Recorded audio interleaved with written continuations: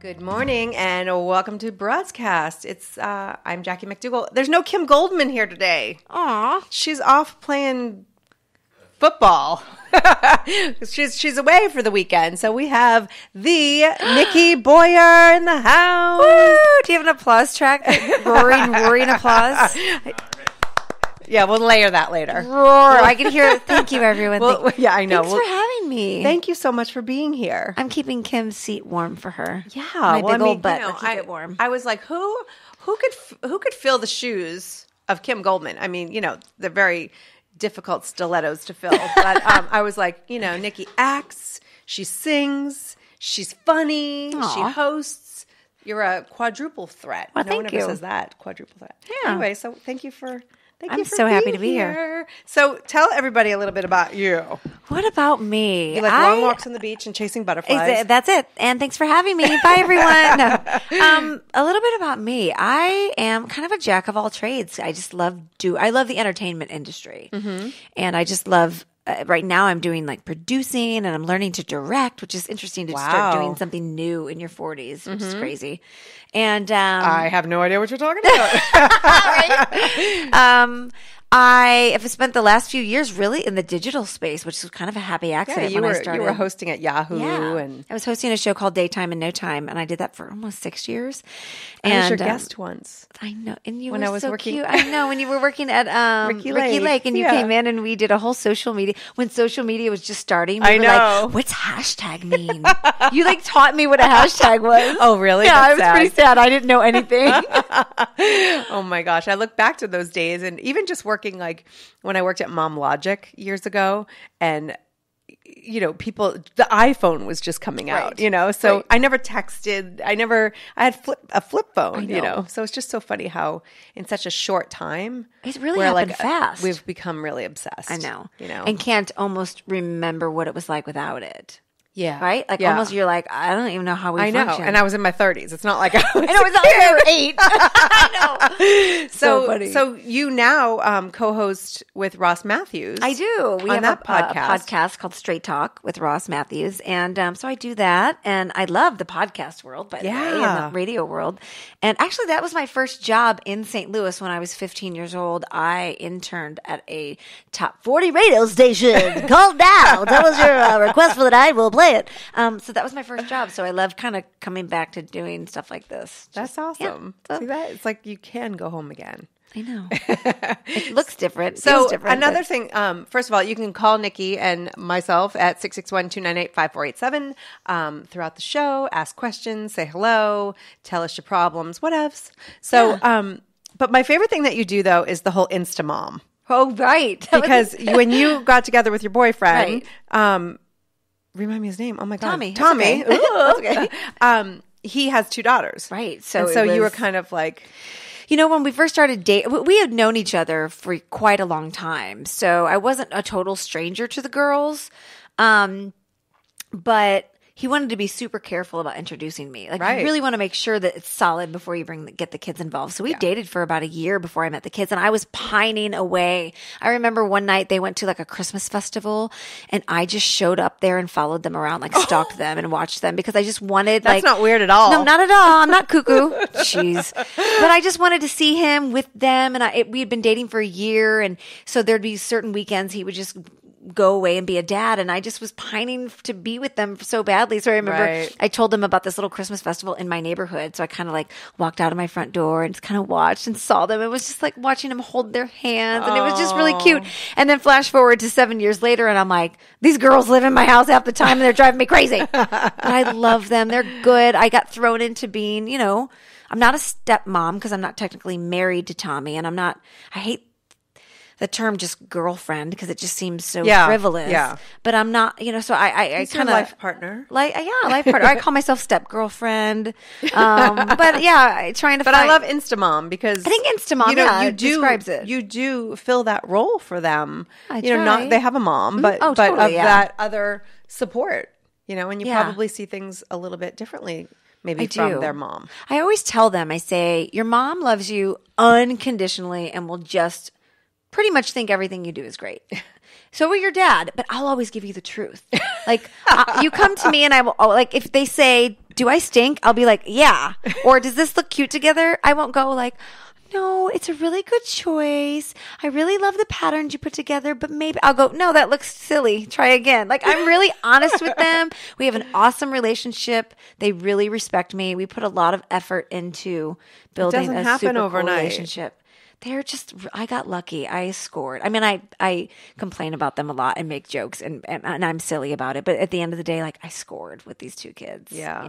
But you also, I mean, how amazing to be able to see when you're dating somebody, like watching them at the festival or whatever, and like seeing the kind of guy he is. I know. You know? And so it's, I think, you know, a lot of people split up. It's how you deal with it. It's how you raise the kids after it, you know, to see, you know, that they respect both parents and definitely anybody else who comes in. So do you have any, like, what would you tell mothers who maybe their ex is with somebody in a serious relationship? Like, what do you think are the worst things that moms are doing? Ooh, moms because are doing. For me, like, I'm lucky that I'm completely in love with my husband. I'll be with him forever.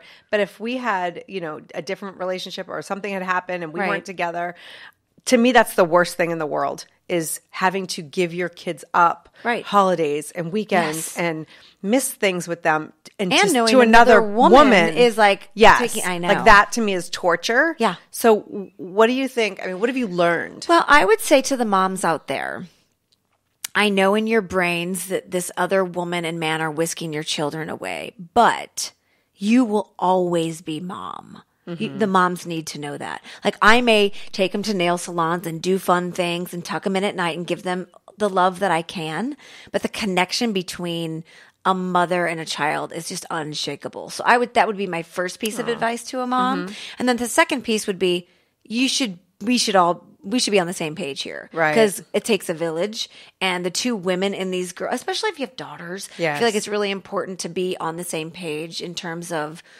how to communicate with the girls around puberty, how to communicate. Like, that's really important. I think that you're sending the same message. Yeah, sending the same message, which doesn't always happen. Even though I call her my ex-wife, by the way. Even though I communicate with my ex-wife frequently, we have very different ways of handling things. But occasionally, we'll meet in the middle on a few things. So I think if you could at least try and show the kids that you're attempting to, you know, to work as a team, I think that's important too. Right. And then the final thing I would say would be, like, Tommy and I show a ton of affection, a ton of love, and we have from the beginning. Like, I never walked on eggshells wondering, like, will the kids be okay with me? Will they feel weird if I kiss their dad? I'm like, they're going to learn how to really find love through watching how we love each other. So I have to do a really kick-butt job showing them how to love and be loved. So it's more by example, I think, what stepmoms get to give. So for the moms out there, I think it's just, don't worry, we're not ever, ever, ever going to replace you. There's no way. It can't happen. I can imagine it's tough because also, you know, oftentimes the guy will become like that Disneyland dad, and so he's fun. So it's like, oh, they went off to the other house, and it was, you know, the pumpkin patch and the this and the that, and like, she's home doing homework, and, you know. Yeah, it's not like that at all. But it's, you know. So, you know, it's not. I'm doing homework. I'm washing dirty socks. I'm doing chore charts. I'm teaching them how to, like, you know, we're doing, I mean, it's not all roses. Because it's 50%. 50-50. You can't just be Disneyland. And he's an active dad. He picks up from school. He makes lunches. Like, he's not the weekend dad. Right. You know, or that's the awesome. Every month dad. Could you be with that guy anyway? No, absolutely not. Yeah. Because I mean, in a fantasy world, it'd be really nice to have months on end of just having a boyfriend and not having to share him. But he wouldn't have the heart that he has, and I wouldn't have been in love with him in the first place. Exactly. Right? Like, it's like a catch-22. Well, because if he can't be that loyal, you know, dedicated person to these children that he created, how could he ever be to anybody? Exactly. And when I first met him 20 years ago, I was like, this guy's he's not ready. And he married somebody else. I married somebody else. And then we ended up together. And seeing the man he's grown into because of being a dad is why he's such a kick-butt boyfriend. So it's kind of like... And he's also talented. He's a musician. And he's so cute. He's cute. Thank you. I kind of like him. So there is hope out there after divorce. And there is hope for anybody, you know, for the Instamom road. I feel like I need to write a book about it to guide women who, like, are dating men with You totally should. Because it is a rocky, bumpy road. So put your seatbelt on and get ready. But if you're madly in love with it, like I always say to Tommy, I love you. And he goes, obviously. Like, that's his response to me. You obviously love me a whole lot to deal with all this. Oh, that's funny. They're cute. That's funny. But I love that he waited a year, because that goes to show you too that he's not willing to put his daughters in a position, of being hurt or so. What's the toughest thing as far as like just the parenting side of it? Now, how old are they? 12 and 9. Oh, geez. Instamom. What's hilarious is that they think, like, they see me post on social media and they've only seen my career through their eyes. And they're like, oh, because of us, you actually have a hashtag. I'm like, I would have found another hashtag, trust me. But they're like, through their eyes. Once I taught you what a hashtag was, of course. Exactly. Right? Thank you, Jack. The toughest part, I think, for me is in my home, having to give up control.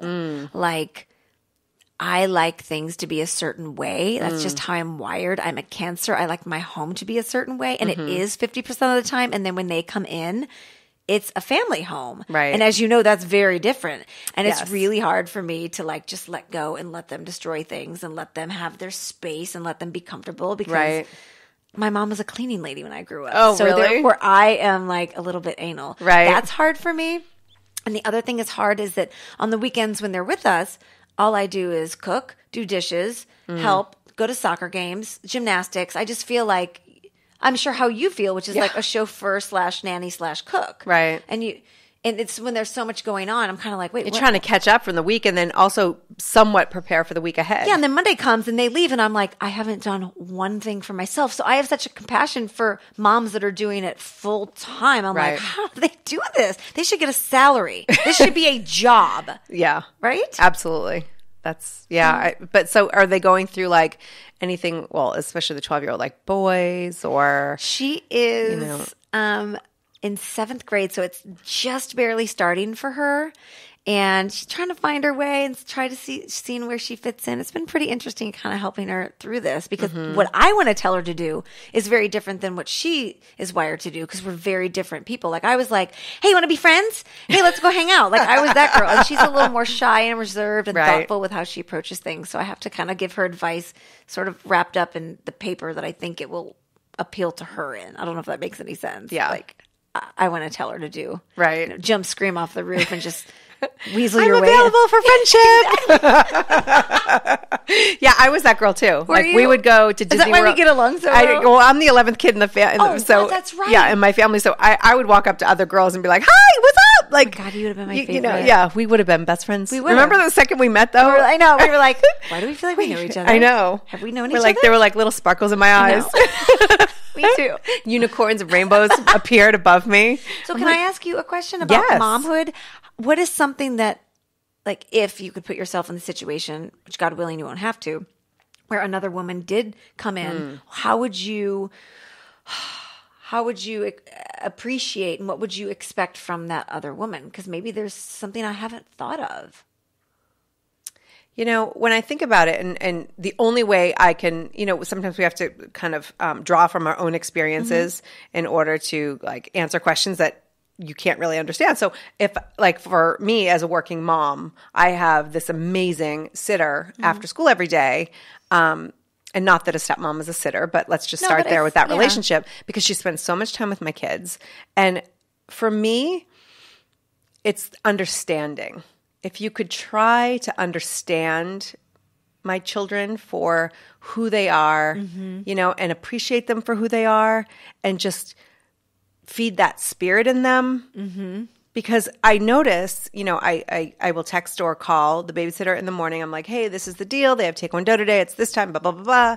This one has this homework. This one has this homework. Because I still have, especially I have, some special needs in my family. So I try to set her up for success, but also keep them on track and not expect her. She shouldn't be having to go and find out what the homework is and do all that stuff. Like, that's not her job. It's my job. So I will try to do all that. But yes, I noticed my 11-year-old who has autism has been getting a little bit like frustrated with the babysitter and like, oh no, it's not her.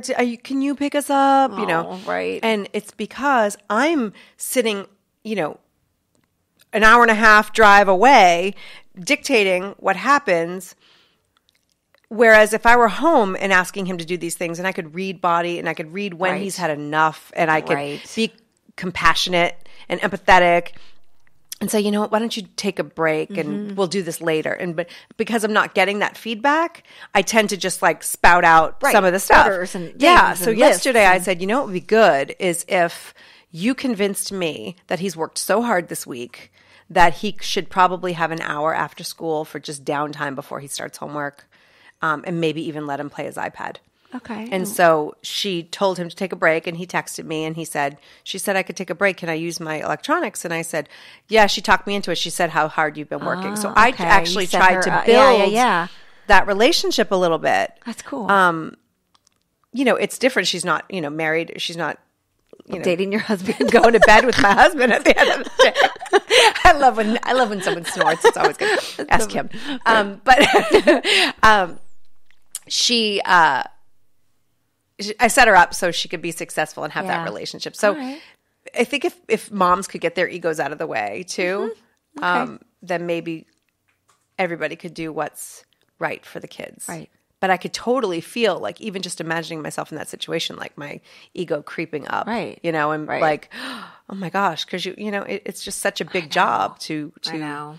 You don't imagine, oh, I'm going to have 3 kids and then not be with the father of them, Right. or you And know, not be with them all of the time that you want to be with them. right. But I do think sometimes moms think that it's a walk in the park for the stepmoms. Like, lucky us. Right. Lucky me. Guess what Yeah. I get to do all day Saturday and Sunday? I'm like, Right. do you think this is where I want to be? No, I'm here because I'm choosing to be here. Right. So I think it's good. It's good to have And these we don't always conversations. want to be there either. Well, right. Exactly. Right. And sometimes I actually get jealous of my single mom friends if they have a significant other or, you know, an ex who takes the kids. They get a weekend off. Yeah, and they get, you know, but they also get a weekend off to finish the laundry and I to know. do all the things that you really can't do when you're doing all the homeworks. And this and So that. maybe like can you guys meet somebody, you and Jeff meet somebody that will just take your kids every other weekend?